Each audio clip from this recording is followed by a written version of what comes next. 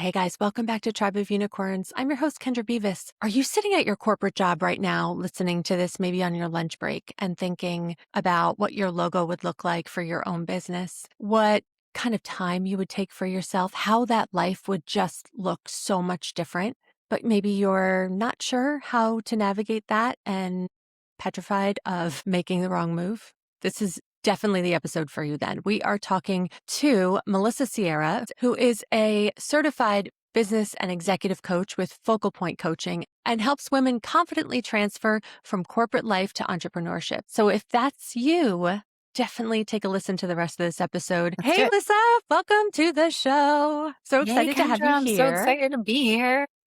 Now, you're in New York, right? I'm in New York. I am And too. I'm so out on the island though. oh, that's fun. I live in Scarsdale, New York. Oh, nice. Did Yeah, you we'll see have the to get aurora together. last night? I know.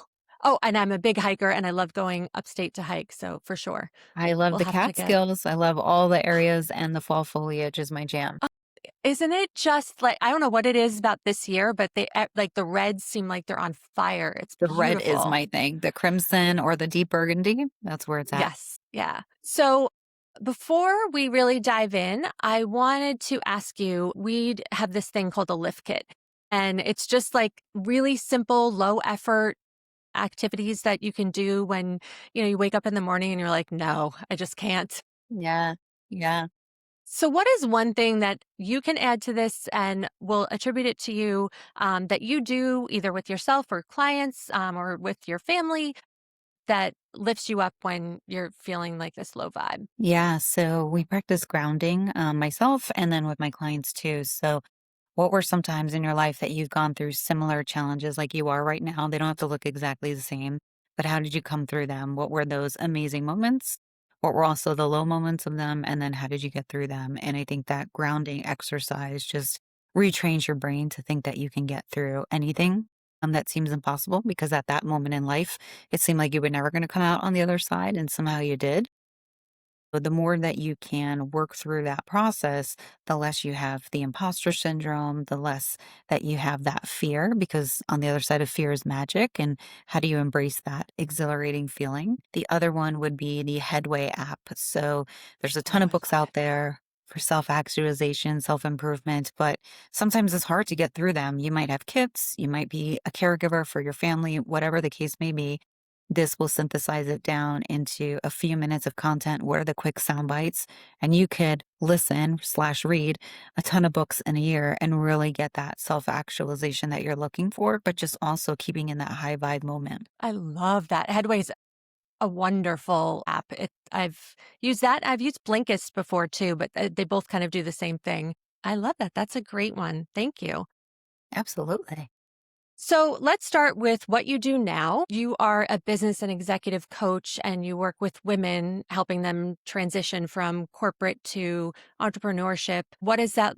How did you get there? What is your journey like? Yeah, so I've been in corporate for over 20 years and I rose through the ranks with some trials and tribulations along the way. And one thing I always knew is that I had a vision of what I thought success looked like, and that was being in the boardroom and having these amazing meetings and contributing to agendas and being on stage. And then after being in meetings where we're working through the fifth version of the deck just because, not because it's actually making an impact in any way or because people are afraid to make a decision, it just dawned on me that I didn't feel aligned with the level of service and impact I could make. And the more meetings I got into, the more I saw people feeling the same sort of burnout or mission purpose misalignment.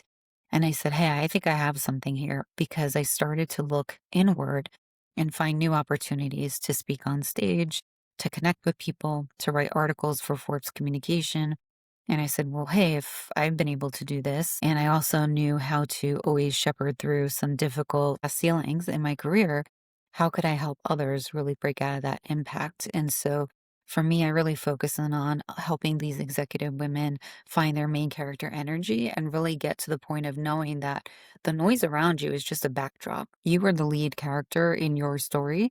How you choose to show up, how you choose to tell your story, where it goes next, what that next chapter is totally on you. And you have everything that you need within you to get there. But no one's ever held you accountable to using the tools and resources and commitment to get you there. So I look at it as I'm a soundboard champion for them. I'm the cheerleader that wants to build them up. I'm the greatest hype girl that you can ever hire from that standpoint because I really want you to come out and see the goals on the other side. So I don't want people to think that they need to live the same life that I've led or make the same decisions that I have. It's all nascent to you and all where you think that is that you need to go next and really break through and find that with clarity, conviction, and intentionality. You do this through your framework, the big energy transformation. What does that look like? Yeah, so for everyone, it looks different. I've had some of my clients tell me that they can finally see the light through the tunnel,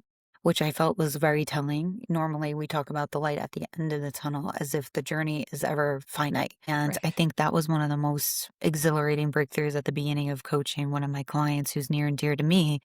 Because when we think about creating an impact, when we think about redefining our lives and actually doing it with the permission to dream again, I think knowing that we're on this next wave of a journey and that it doesn't have to stop, that's when you start to really look introspectively around all the opportunities that you have available. And it changes the narrative from victim to victor.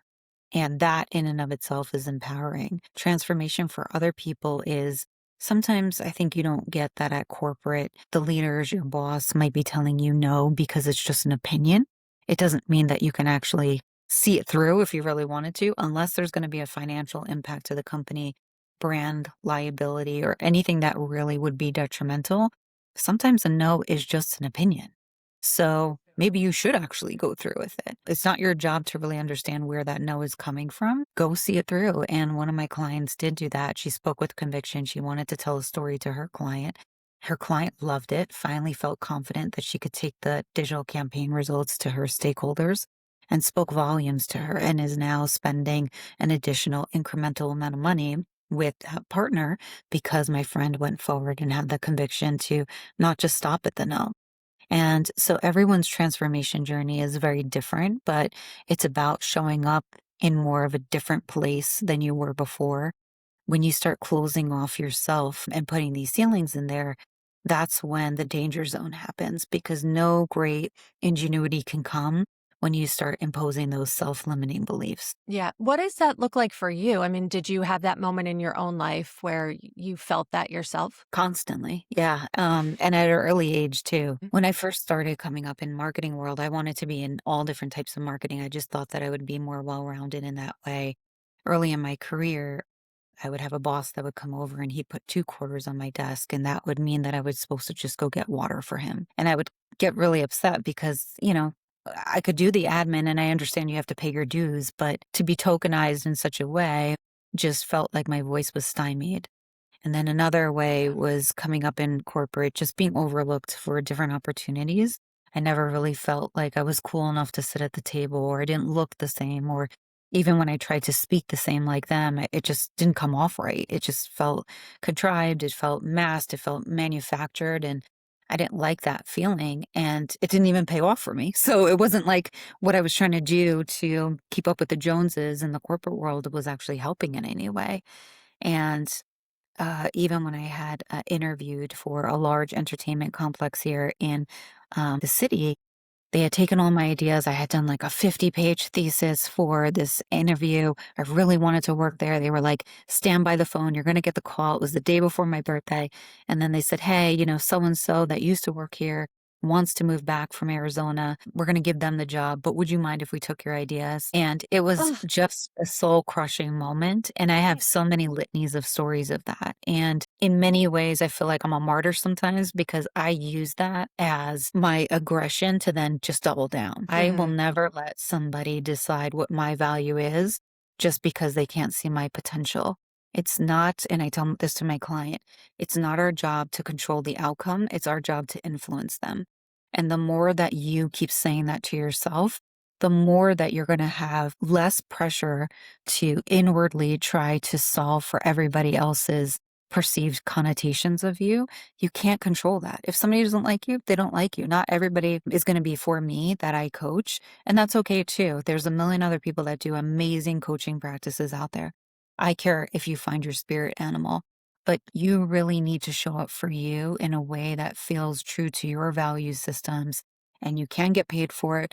You just might have to look externally in terms of what that really looks like. And it might be a Frankenstein of, extending yourself in different ways. But at the end of the day, I said a long time ago, I will never let somebody hold me back from what I think my potential is just because they don't see the value. So that kind of leans into the main character and energy idea, which really speaks to exactly what you're saying, put in such a cute, sticky way. Yeah, I mean, I think I wanna just have that relatability factor, part of Melissa is being quirky and being fun, and then, I can be uber serious and I'm super process oriented, I'm a Virgo at heart.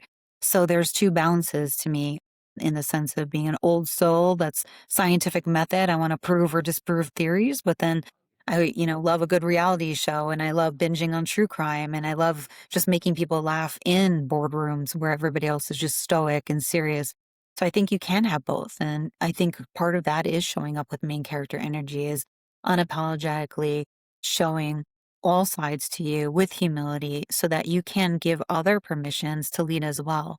One of the articles that I wrote for Forbes was not every problem is yours to solve. And I think as women with that, we think that we always need to run through the fire. And when I was looking inwardly, I had to have the humility to say that if I'm feeling resentful because of that, everybody coming to me for the answers, I have just as much ownership in that because I've created this space for me where I am the get to person.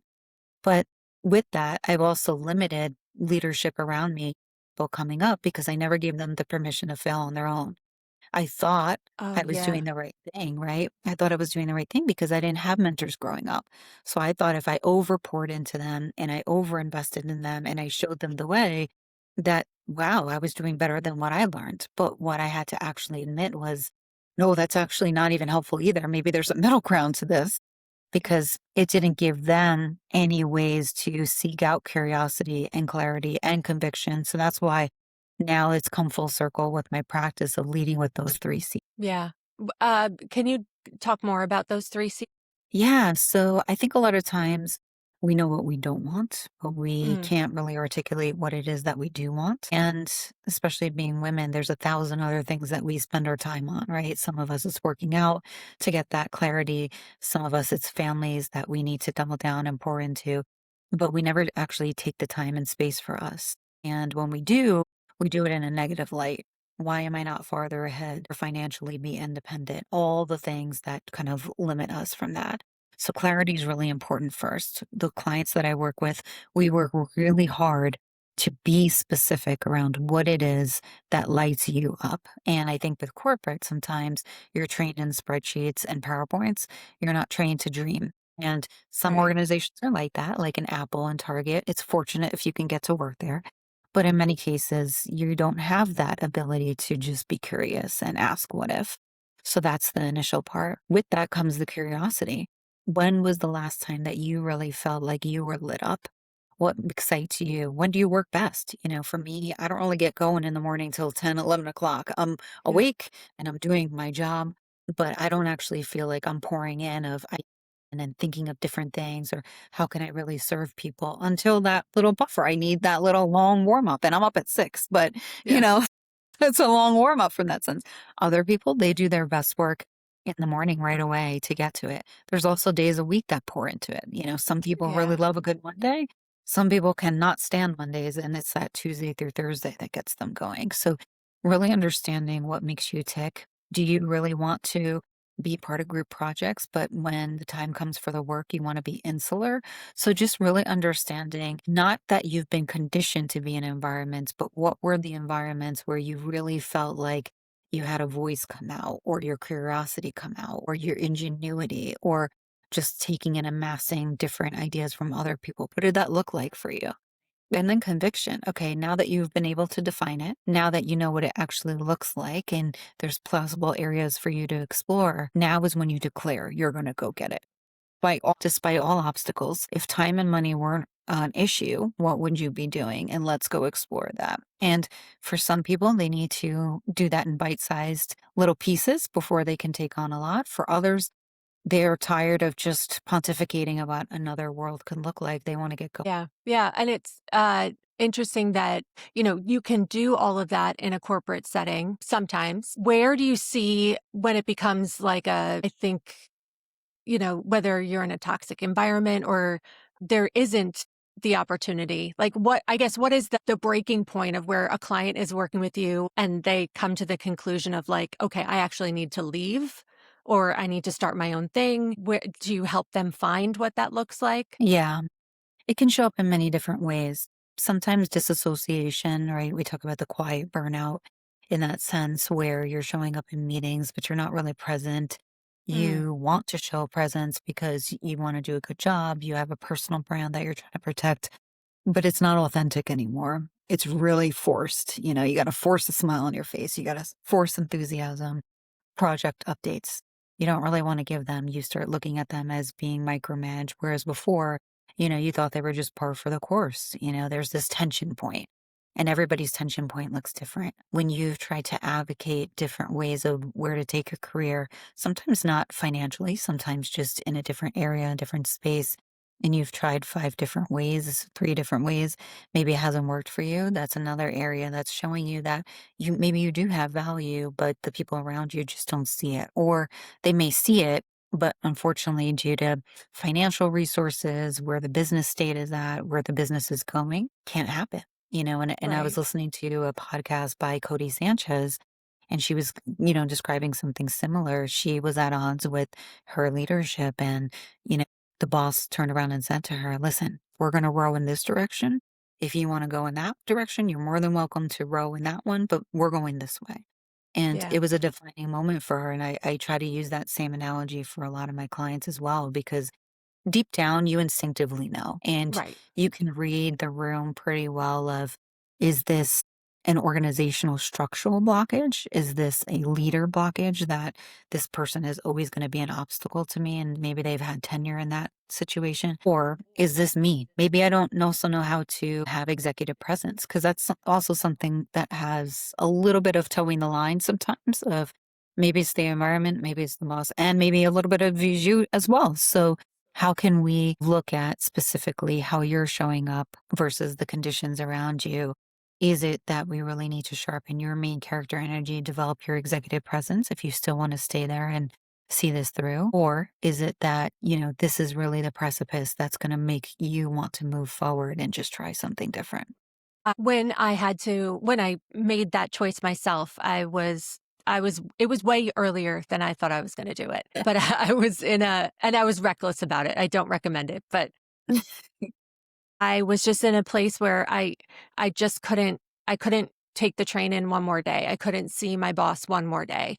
I I was standing out on the sidewalk just off of 7th Avenue and I looked down and there was a half smoked cigarette and I thought to myself like I'm going to pick that up and smoke it and I was like, "Whoa, what is happening right now?" Like that's how low and awful I felt that I was going to break my non-smoking streak and some nasty cigarette, but it was hard because I had grown up thinking I'm going to work in Manhattan. I'm going to be at Yeah. this great design agency. And then I got the job, which totally turned into not what it was advertised to be. Um, and it was hard to walk away from that vision, though, especially because I declared it for so Yeah. long to the world. I'm sure you see that. How do you help your clients navigate that? Yeah, we sit in their feelings because it's real, right? Everyone feels differently. They might feel ashamed. They might feel like even that is imposter syndrome. So not even showing up for what they want. Maybe this is imposter syndrome where for so long they've masked who their identity is or they just become so disassociated with it. So we sit in it, but I don't let them ruminate in it. And that's where the actual accountability and the action takes place is your feelings are valid, your feelings are real, they're happening to you. But to move from victim to victor, you have to decide that you were born here to do amazing things. And this is where the grounding comes into practice. What other things have you gone through that you've gotten through the other side, whether it's health, whether it's relationships, etc., that prove to you that you are this woman? It's just that the story's changed, and that's okay. There's chapters in a movie where the main character goes through many different disassociations with life and then comes back around to a new reality. That is what life is. And I think we sometimes put labels on what we think life should be, or we're indoctrinated in terms of what the culture should be. But it's subjective to you. And no one's here to Yeah. tell you how to live your life. Everybody's obviously going to have opinions. That's what human beings do best. But no one pays your paychecks. No one has to wake up in the morning. No one has to walk down that street and make that decision to pick up the cigarette or not, or go into the office another day and just feel disassociated with what they are and who they are at the end of the day. You deserve to be happy. You deserve to be lit up. You deserve to make an impact, however big or small that is for you. And whatever that is, we need to go find. So if it's a good cry therapy session we need to go through, then we're going to go through it. But then I want you to get back to business. That's the tough side of the Virgo is get back to business. There's no more crying, sweetheart. Like we got to move forward and we're going to liven you up because you claiming this energy right now into momentum is what other opportunities thrive off of, is where people want to connect with you and they want to help you. Yeah. Yeah. It was scary, but you're right. Like taking action made it just made it so much more real. I mean, it was Yeah. real, but like it allowed me to stop like thinking about it and thinking about it and, you know, g- actually putting in my 2 weeks notice. And then starting to come up with my plan of like, well, what does this look like now? And what do I really want? And how do I want to wake up? And what do I want my day to look like? And, I'd already been such a heavy commuter. I knew that was not it. But did I want work from home? And I think I also, in my head, success looked like New York City and nothing else. Me too. I think, you know what it was? Was it Big Business? Do you remember that movie with Melanie Griffith? No, no, I've And never sh seen it. oh, I'm probably a little bit older, maybe a lot older than you, but, No, we're probably the same um, age. but she is in corporate in Manhattan, and she's got the big shoulder pads, and Sigourney Weaver's her boss, and eventually at the end of the movie, she ends up taking on that role and Yeah. owning her worth, and in my head, I was like, "Well, yeah, that's success." Sounds right. Yeah.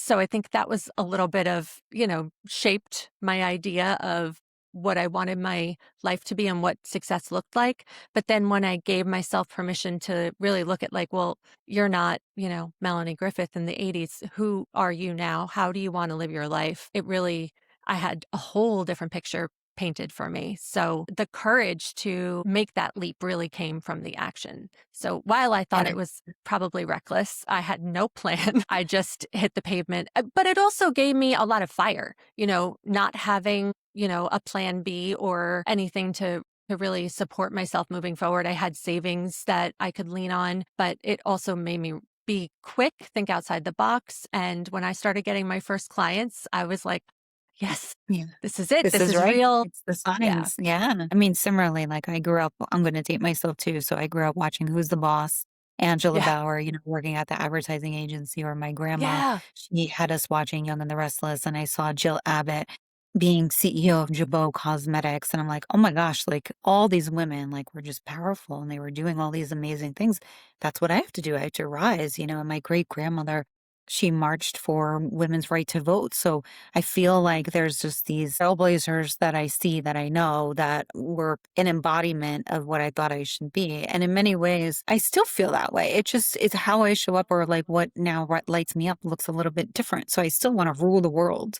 I just want to do it with a little bit more compassion on my own Yeah. terms. And I want to bestow that to the women that are around me just as much because they deserve it. I think as much as things have changed in terms of the dynamics of male female, I think a lot of things have not changed in many ways. And so I think how we celebrate each other coming to the table with diversity, with females having a voice, with just culture in general, with AI now coming into the picture, how can we all make sure that everybody is given a chance to do their best, to be seen their best, and actually feel like they're part of something? They may not always want to be at the forefront contributing and owning the stage in that sense. Yeah. Well, there's a lot of fear in all of that. How do you handle fear personally? Do you use it as a catalyst, a recognition for, either something good or bad? How do you incorporate fear into your life and how do you make So I it? always look at on the other side of fear is magic.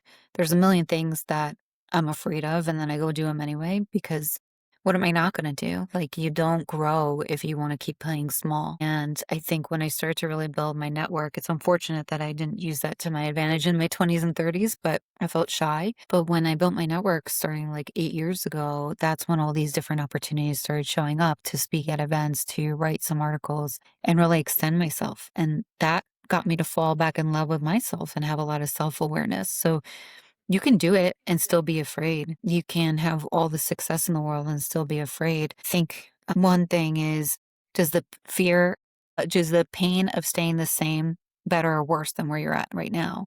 And that's something that is introspective to each person individually, but you're not going to want to make that jump, whatever that jump looks like, until the pain is really within you. And it's the same Right. thing for organizations when they're making decisions. We call it Gleicher's formula, right? If there's resistance, it's because there's no vision, of commitment isn't there, um, the pain isn't realized just yet, and so all this lack of inertia is gonna cause that momentum to really catalyst through. So I think fear is just par for just being alive, and that actually is what life is about, is being afraid but doing it anyway, and building that muscle memory within your brain to see those opportunities through. I have a Post-it that I keep up daily, and it says, "Are you moving mountains or are you settling?" And I keep that in front of my mind all the time. So every rejection, every, ghosting opportunity, or everything that I'm afraid of, I keep asking myself that. So what are you gonna do? Give up, fold up, and then just not leave your house? I mean, you're still gonna have to pay for your house some way. And we can go through seasons of binging content or, just doom scrolling, if you will. But at some point, you gotta take action. So why not now? Everyone waits till January 1st to make their Yeah. resolutions. But life is not great right now, November. What's wrong with starting now? What's wrong with Right. choosing you today? And I think for so long we've chosen other people, other things, other institutions to tell us what that coming up looks like for us. But why don't you make that decision today? It doesn't mean that you need to now go out and indoctrinate an LLC, that you need to go quit your job, that, you need to now downsize your house. No, like, but just what's that small leap of action that you can take for yourself today? Go explore an idea, go take a course, go have a discovery call with a coach, go listen to one of your podcasts, Kendra. But there's all this high vibe momentum that's out there. You choose the noise that you want to keep around you, and you choose the people that you want to elevate around us just as much. Yeah.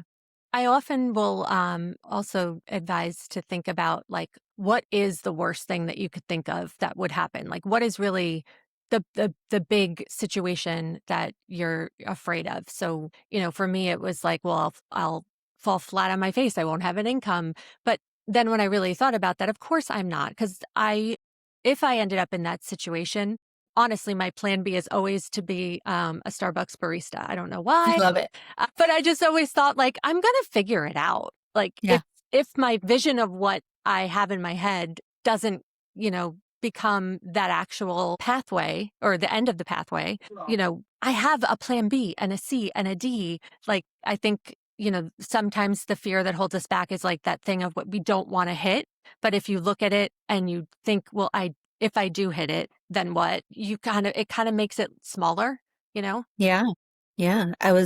Some doctor was on TikTok yesterday and I posted to my stories, but she was talking about, and I'm anxiety ridden, so I don't sleep because I think of 500 different things and I still worry. But she was saying how that is in and of itself an addiction to control. And Mm, I am very type A. I do want to control everything. I feel like if I know more, I can do better. I can possibly influence outcomes, but it's just a creature of habit to want to do that. And that fear, that anxiety is very real, and no one can tell you to make it go away. And that's not something I yeah, can tell my clients either. But we all have to develop this toolkit, like you were saying in the beginning, of how we cope, how we thrive, and then how we build momentum. Like those three areas are the stages to get through when we come right. back through the cycle of starting to slip backwards or fall downwards.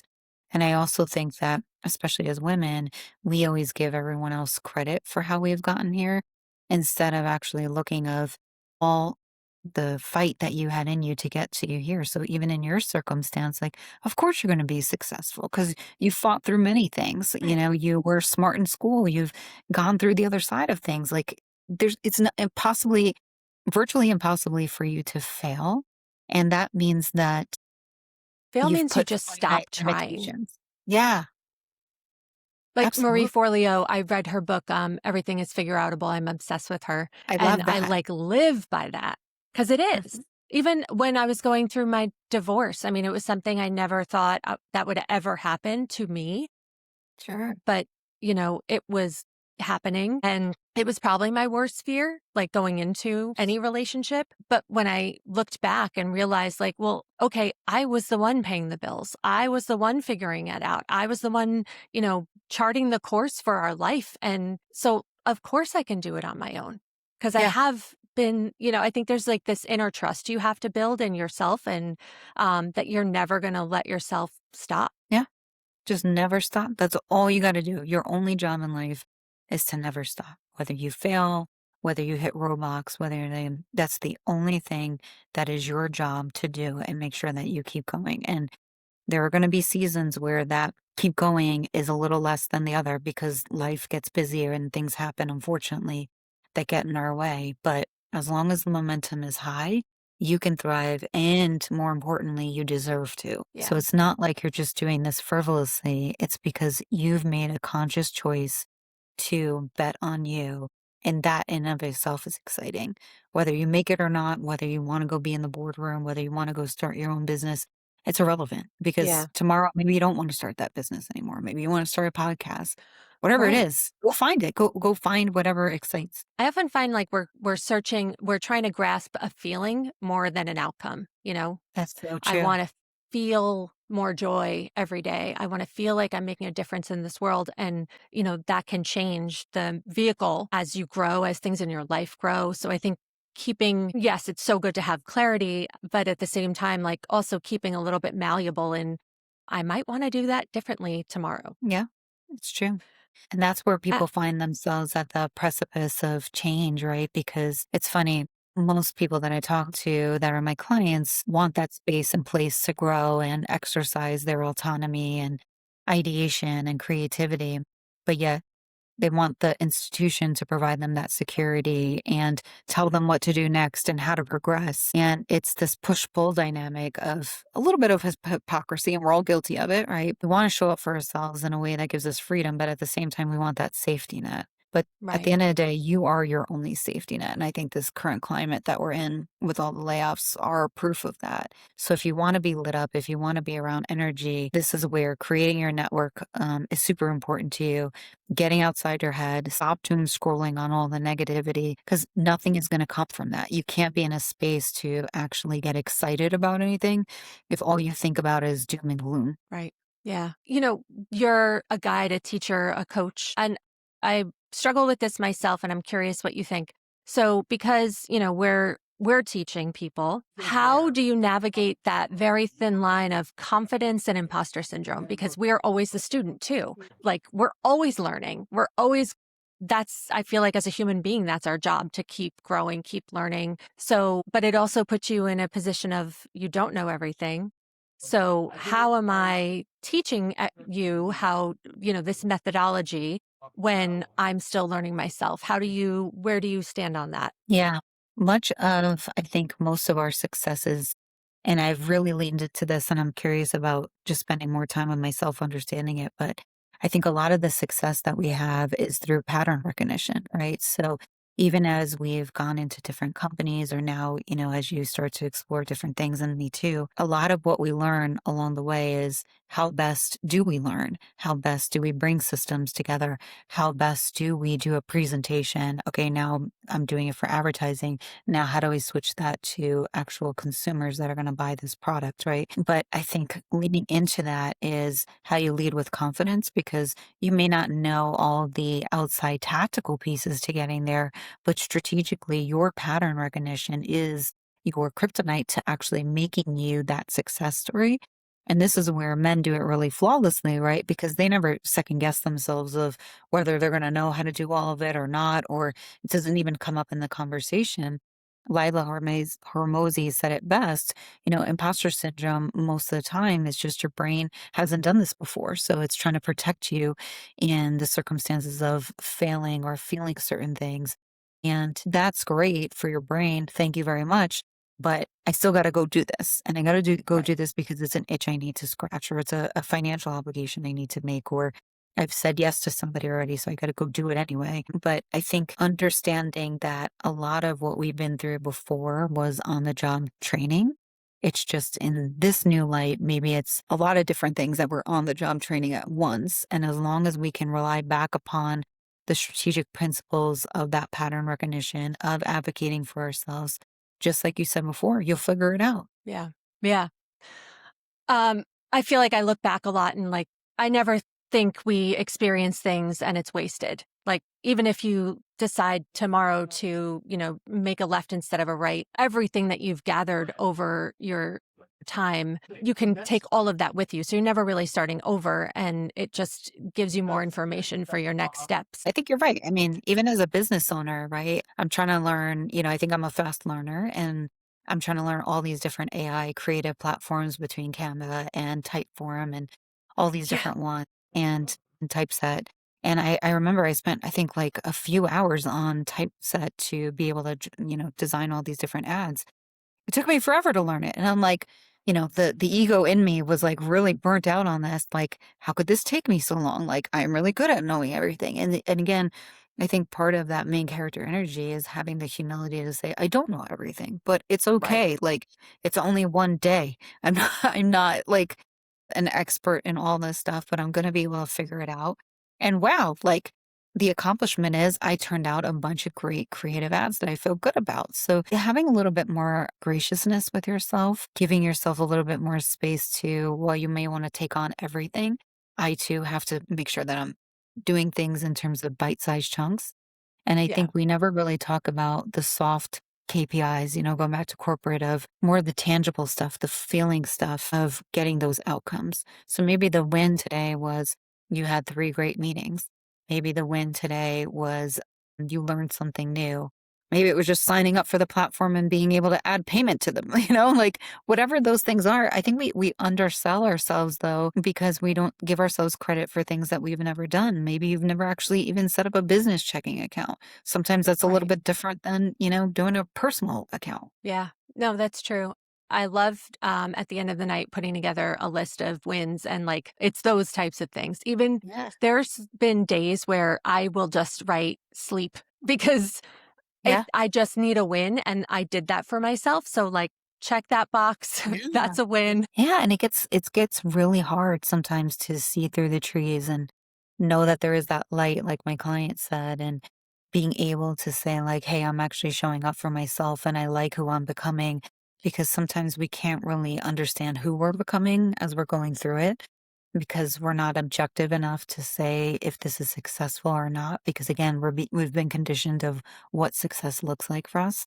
So I think having that recognition, being present, leading with intentionality, writing it down, like you said, the grounding, the headway, all the toolkit stuff that you have is really going to help you have that fortitude to hush that imposter syndrome.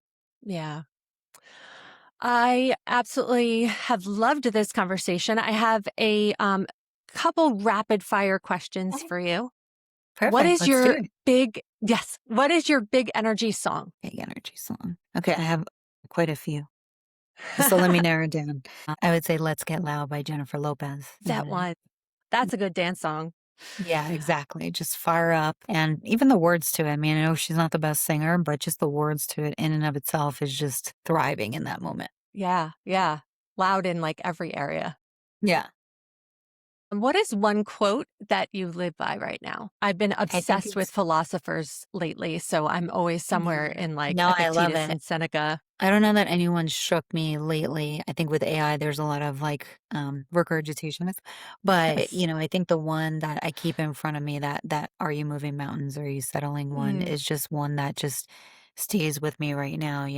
Trying to launch your business, trying to work with different people, especially in this climate. It's hard sometimes, even with the best intentions, to get excited and stay in that high vibe. So I just keep asking myself, like, don't worry about what the feedback is. Don't worry about no feedback. So yeah. when no one's applauding for you, are you settling? Or are you moving mountains? And what is one book that you would recommend for someone who is in that in between, a little bit unclear stage? Yeah, I would have to say, um, it goes back to the one that I read recently, which I know a lot of people have read, but, for me, Mel Robbins' Let Them, because as soon Yeah, as you let them, you let yourself, and I think a lot of that does into the main character energy, situation. Stop spending so much time obsessing over why people are doing what they're doing, and that's coming from me, marketer, who wanted to get into why consumers do what they do. It's fine, it's not fine when you start to spiral and when it holds right. you back from who you could potentially be. So I know it's made its rounds, but I would still say that it's a good one to reverberate, go back to, and actually spend some time with, and actually put some of the lessons into play. What does reinvention mean to you? I know it's a hefty one. Solace, finally having comfort and peace in what your day to day looks like, connection with your relationships again. I think sometimes whether it's your partner or whether it's your family, we're present, but we're not really present if we were to be honest. We're half tuned out. We're thinking about 500 things, a lot of stress. And I think for that, it's definitely the solace and comfort of just being at peace. Not everything's perfect. So peace doesn't equal perfect, but peace equals progress and momentum to something that's going to be amazing. I love that. So, we're going to have all your links in the show notes, but I want to talk about your program, how people can work with you, what you have coming up. And I think you Yeah. also have I don't know if it's a code or a discount for one of your programs, right? Yeah, so like I said, I don't want you to wait for till January 1st to decide that's when you want to get going. Get going now. It's never too early to start. So for listeners of your show, end of year, 15% discount if you mention Kendra for our Level Up 2026 program. Excellent. And what does that look like? What's that program look like? So what you'll get is weekly coaching with me. You'll get a 90-day transformation plan, all within that framework of curiosity, clarity, and conviction. We'll also work through a workbook personally for you to figure out how you're going to put your action plan into play. And we're going to get some quick wins right out of the gate before the end of the year so that you have the confidence in terms of hitting ground one on day one of January 1st. So if you want to wait for your weight loss and fitness goals, by all means, wait for those. You can indulge. But in terms of your mind, body, soul connection, that's what I'm here for. I love it. Thank you so, Mhm. so much. Guys, check out the show notes. Your website is, I just It's a had it long one open. for you, but it's Oh, it is. melissasierra.focalpointcoaching.com. Got it. Yeah. So, show notes is your best bet. And we can find you on Instagram too, right? That's right, And LinkedIn. melissasierra.coach.